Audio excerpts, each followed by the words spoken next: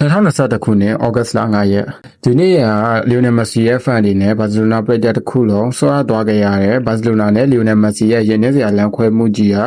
ဒီနေ့ဩဂတ်လ9ရက်2026ခုနှစ်မှာဆိုရင်တော့9နှစ်တည်းပြည့်ခဲ့ပြီလည်းဖြစ်ပါတယ်။ကမ္ဘာ့ခေါင်းဆောင်ကစားသမားလို့ပြောလို့ရတဲ့လီယိုနယ်မက်ဆီနဲ့သူ့ရဲ့23နှစ်ကြာတစ္ဆာရှိခဲ့တဲ့ဘာစီလိုနာအသင်းတို့ဟာတရားဝင်လမ်းခွဲလိုက်ပြီဆိုတဲ့သတင်းကပရိသတ်တွေရဲ့နှလုံးသားကိုလာပြီးတော့ရိုက်ကတ်သွားခဲ့ပါတယ်။မက်ဆီကအသင်းမှာဆက်နေခြင်းခဲ့တဲ့လာစာကိုလည်းဥပဒေအတိုင်း90%ထိအဆုံးစွန်ကြီးရှော့ချပေးခဲ့တယ်။ဒါဆိုဘာကြောင့်လမ်းကွက်ခဲ့ရတာလဲ။တကယ်တည်းခံကဘာစီလိုနာရဲ့နောက်ကွယ်ကဆိုးရွားလာတဲ့ဘန်နာရေးစီမံခန့်ခွဲမှုအမှားတွေကြောင့်ပဲဖြစ်ပါတယ်။ကျောင်းစံပြည့်ကိုပြန်ကောင်းရမယ်ဆိုရင်ရခင်ဩဂတ်ဂျိုးဇက်ဖတ်တို့မျိုးလက်ချက်စီမံခန့်ခွဲမှုအမှားတွေကနေစတင်ခဲ့တာဖြစ်ပါတယ်။ဘာစီလိုနာက2019မှာနေမာကိုယူရို222တန်နဲ့ PSG ကိုရောင်းချလိုက်ပြီးတဲ့နောက်မှာ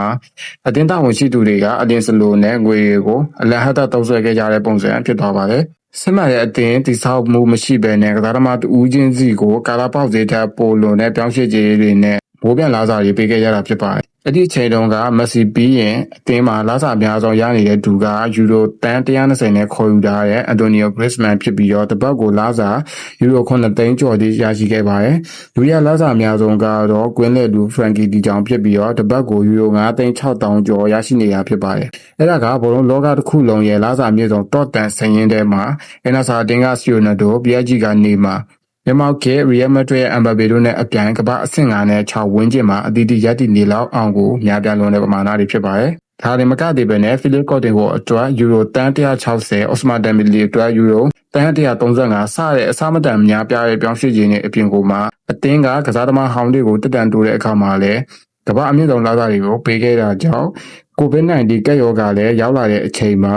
ဝင်စီးဆင်းမှုဟာပြတ်တောက်သွားပြီးတော့စုစုပေါင်းအကျွေးယူရို1.35 ဘီလီယံအထိကိုနစ်မွန်သွားခဲ့ရတာဖြစ်ပါတယ်။အဲဒီအချိန်မှာစပိန်လာလီဂါရဲ့ဘန်နာရေးမျှတမှုစီမံကပုံတင်ကျလာပါတယ်။အသင်းတဲ့ရဲ့လာစာစရိတ်ကဝင်ငွေရဲ့80%ပဲရှိရမယ်လို့ကတ်တက်ထားချိန်မှာဘာစီလိုနာရဲ့လာစာစရိတ်က